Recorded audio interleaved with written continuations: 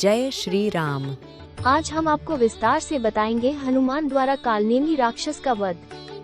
शक्ति बाण लगने से लक्ष्मण जी मूर्छित हो जाते हैं तथा वैद्यराज सुषेण के कहने पर हनुमान जी संजीवनी बूटी लाने के लिए प्रस्थान करते हैं। इसकी सूचना रावण को उसके गुप्तचरों द्वारा लगती है कि हनुमान लक्ष्मण के लिए अमृत संजीवनी लेने के लिए द्रोणागिरी पर्वत पर जा रहा है।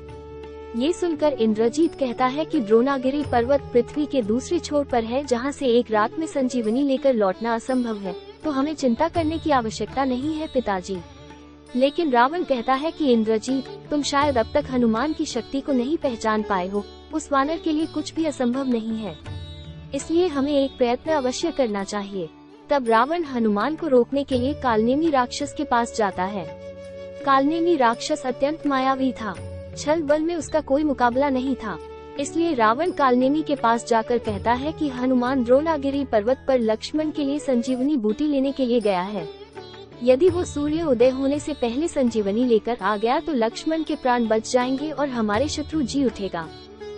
तब रावण कहता है कि कालनेमी, तुम अत्यंत मायावी हो और छल करने में तुम्हारा कोई मुकाबला नहीं है।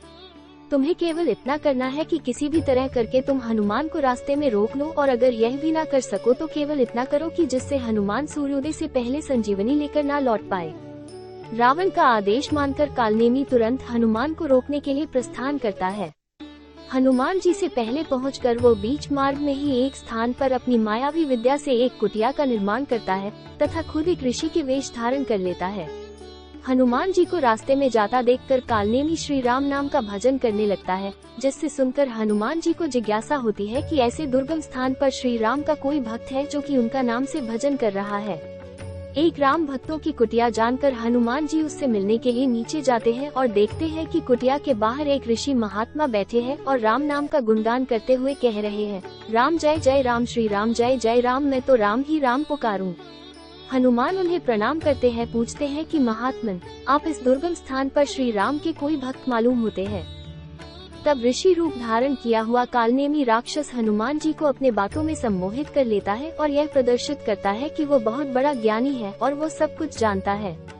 वो हनुमान को बताता है कि तुम संजीवनी लेने के लिए आए हो।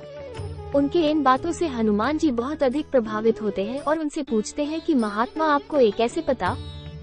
तब वो कालनेमी राक्षस कहता है कि मैं श्री राम का भक्त हूँ और उनकी महिमा से सब कुछ जानता हूँ, और आपसे निवेदन करता हूँ कि आप बहुत दूर जा रहे हैं, इसलिए कुछ समय रुककर यहाँ पर विश्राम कीजिए। हनुमान जी कहते हैं कि उन्हें सूर्योदय से पहले संजीवनी लेकर पहुँचना है, इसलिए वो विश्राम नहीं कर सकते। लेकिन कालनेमी राक्षस कहता है कि वो अपने चमत्कार से हनुमान जी को पल भर में द्रोणागिरी पर्वत पर पहुँचा देगा, लेकिन इसके लिए तुम पहले पास के तालाब में स्नान करके आओ, तब मैं तुम्हें अपना शिष्य बना लूंगा और तुम्हारे सभी मनोरथ सिद्ध कर दूंगा। ऋषि रूप धारण किए हुए कालनेमी राक्षस की बातों में आकर हनुमान जी तालाब में स्नान करने के लिए जाते हैं। जब हनुमान जी तालाब में स्नान कर रहे होते हैं तब उन पर एक मगरमच्छ हमला करता है। काफी देर मगरमच्छ से उलझने के बाद हनुमान जी के हाथों वह मगरमच्छ मृत्यु को प्राप्त हो जाता है और मरते ही उस मगरमच्छ के अंदर से एक स्त्री की दिव्य आत्मा निकलती है। हनुमान जी के पूछने पर वो स्त्री की आत्मा उन्हें बताती है कि वो एक देवकन्या है जो कि एक ऋषि के श्राप के कारण मगरमच्छ बन गई थी। आपके हाथों से मृत्यु को प्राप्त होकर मैं अपने श्राप से मुक्त हो गई हूँ। किंतु सावधान, आपके रास्ते की असली बांधा वो कपटी और मायावी कालनेमी राक्षस है जो ऋषि का वेश धारण करके आपके साथ छल कर रहा है। वो कोई ऋषि नहीं बल्कि रावण का भेजा हुआ एक राक्षस कालनेमी है। उसका परम उद्देश्य आपको उलझाकर आपका समय नष्ट करना है, ताकि आप संजीवनी लेकर सूर्योदय से पहले न पहुँच पाए और लक्ष्मण जी के प्राण संकट में पड़ जाए। ये सब जानकर हनुमान जी क्रोध में आकर उस कालनेमी राक्षस पर आक्रमण कर देते हैं और कुछ समय की झड़प के बाद वो कालनेमी राक्षस का वध कर देते हैं। कालनेमी राक्षस के कारण हनुमान जी का काफी समय नष्ट हो चुका था, इसलिए वो तीव्र वेग से द्रोणागिरी पर्वत की ओर बढ़ते हैं और कुछ समय पश्चात द्रोणागिरी पर्वत पर पहुंच जाते हैं, जहां पर उन्हें एक अद्भुत पर्वत दिखाई देता जो कि दिव्य प्रकाश से चमक रहा था। उसे देखकर हनुमान जी समझ जाते हैं कि यह वही पर्वत है जिस पर संजीवनी बूटी मिल सकती है। पूरा पर्वत दिव्य औषधीय गुणों वाली अनेक जड़ी बूटियों से भरा हुआ था, जिन्हें देखकर हनुमान जी को समझ में नहीं आ रहा था कि उनमें से अमृत संजीवनी कौन सी है। लेकिन वक्त की कमी होने के कारण हनुमान जी प्रतीक्षा नहीं कर सकते थे। तब हनुमान जी अपना विराट रूप धारण करते हैं और औषधियों से भरा हुआ वो पूरा पर्वत ही उठा लेते हैं और लंका की तरफ चल पड़ते हैं। संजीवनी बूटी लेकर जाते समय हनुमान जी के रास्ते में अयोध्या नगरी भी पड़ती है, जहाँ पर श्री राम का जन्म हुआ था। जब हनुमान जी अयोध्या नगरी के ऊपर से औषधियों का पर्वत लेकर गुजर रहे थे, तब उन पर अयोध्या के सैनिकों की नजर पड़ती है। अयोध्या के सैनिक हनुमान जी का विशाल रूप को देखकर यह समझते हैं कि कोई मायावी राक्षस अयोध्या पर आक्रमण करने के लिए आया है।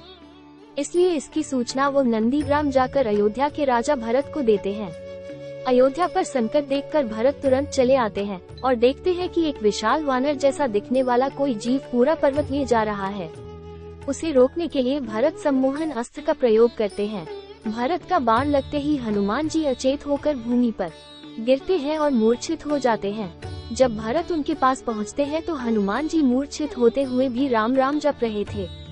हनुमान जी को मूर्छा में भी राम नाम जपते देखकर भरत जी को यह आभास हो जाता है कि ये निश्चित ही कोई राम भक्त है, जिस पर बाण चलाकर उन्होंने घोर पाप किया है।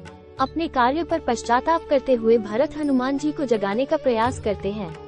कुछ ही देर में हनुमान जी होश में आ जाते हैं और भरत को देखकर आश्चर्य में पड़ जाते हैं, क्योंकि भरत जी का चेहरा उनके आराध्य श्री राम के जैसा ही दिखाई पड़ रहा था। जय श्री राम कहते हुए हनुमान उठ खड़े होते हैं। तब हनुमान जी अपना परिचय देते हैं तथा भरत का परिचय पाकर अत्यंत प्रसन्न होते हैं, क्योंकि उनके आराध्य श्री राम के छोटे भाई भरत से उनकी पहली बार भेंट हुई थी। हनुमान का परिचय जानकर भरत उनसे श्री राम, लक्ष्मण और माता सीता के सकुशल होने की खबर पूछते हैं, तो व्यथित होकर हनुमान जी भरत को सीता हरण, लंका में युद्ध तथा लक्ष्मण मूर्छा का समाचार भरत को सुनाते हैं, जिसे सुनकर भरत जी विलाप करने लगते हैं कि उनके कारण श्री राम, लक्ष्मण और सीता को इतने दुख भोगने पड़े हैं। लेकिन समय की कमी होने के कारण हनुमान जी भरत को धीरज बनाते हुए संजीवनी लेकर वहां से चल पड़ते हैं। दूसरी तरफ लक्ष्मण जी के मूर्छित शरीर अपने गोद में लेकर श्री राम विलाप कर रहे थे और उनकी नजरें लगातार हनुमान जी की प्रतीक्षा कर रही थी। अचानक बजरंगबली हनुमान विशाल रूप में हाथ में पर्वत उठाए आते हुए दिखाई देते हैं और सभी के चेहरे पर एक संतोष की झलक नजर आती है। संजीवनी औषध से भरा पर्वत हनुमान जी भूमि पर रख देते हैं, जिसमें से वैद्यराज सुषैण संजीवनी बूटी की पहचान करके उसकी पत्तियों से पीसकर लक्ष्मण जी को पिलाते हैं। कुछ ही समय बाद लक्ष्मण जी पूर्ण रूप से चेतना में आ जाते हैं और उठ खड़े होते हैं। लक्ष्मण जी को ऐसा देखकर श्री राम और पूरी वानर सेना हर्षोल्लास से भर जाती है। सारी वानर सेना में जय जय श्री राम के नारे लगने लगते हैं।